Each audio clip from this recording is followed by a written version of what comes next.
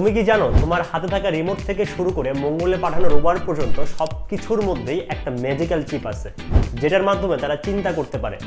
তুমি কি গেস করতে পারতেছো সেটা কি? সেটা আর কোনো কিছুই না, সেটা কোনো সুপার কম্পিউটারও না, সেটা হচ্ছে গিয়ে মাইক্রো কন্ট্রোলার।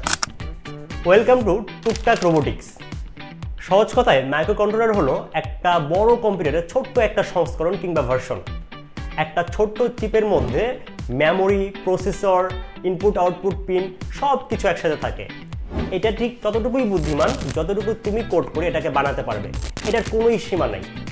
তোমার হাতে থাকা রিমোট কিংবা তোমার হাতে থাকা লাইন ফলোয়ার বোর্ড থেকে শুরু করে স্মার্টফোন দিয়ে এসি কন্ট্রোল কিংবা স্মার্ট ডাস্টবিন, তুমি যা খুশি তাই করতে পারবা এই ছোট্ট চিপগুলোর মাধ্যমে। বর্তমানে বাজারে দুইটা জনপ্রিয় মাইক্রো কন্ট্রোলারের ডেভেলপমেন্ট কিট অ্যাভেলেবেল আছে। একটা হচ্ছে গিয়ে আরডিনো আর একটা হচ্ছে গিয়ে ESP32। আরও একটা আছে, কিন্তু এই দুটো হচ্ছে গিয়ে জনপ্রিয়। তুমি যদি রোবোটিক্সে নতুন হও, তোমার যদি প্রিভিয়াস কোনো নলেজ না থাকে, তুমি রোবোটিক্সে শুরু করতে চাচ্ছ, সেক্ষেত্রে তোমার জন্য আরডিনো একটা সেরা চয়েস হইতে পারে। তুমি অটোমেশন থেকে শুরু করে লাইন ফলোয়ার বোর্ড সব কিছুই তুমি এটার মাধ্যমে করতে পারবা। এবার আসো ESP32।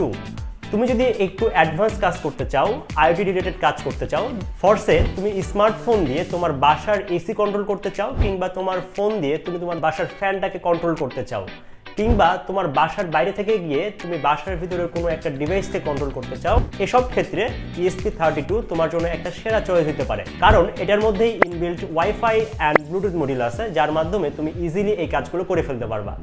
তো তুমি কমেন্ট করে জানাও তুমি তোমার প্রজেক্টে কোন মাইক্রো কন্ট্রোলার ডেভেলপমেন্ট কিটটা সবার আগে ইউজ করবা।